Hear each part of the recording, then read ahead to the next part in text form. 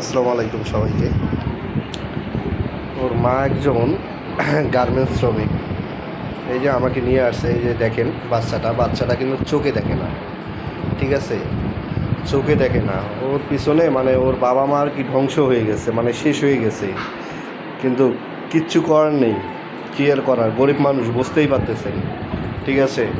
এখন সহযোগিতা চাচ্ছে সবার কাছ থেকে, এই এতটুকু। চোখে দেখে না, কিন্তু জন্ম থেকেই মানে আল্লাহ কারকে ও চোখে দেখে না, এই যে কিচ্ছু দেখে না, এই যে দেখছেন, এই দেখেন কিচ্ছু দেখে না, কিচ্ছু। খুব দুঃখজনক বিষয়টা।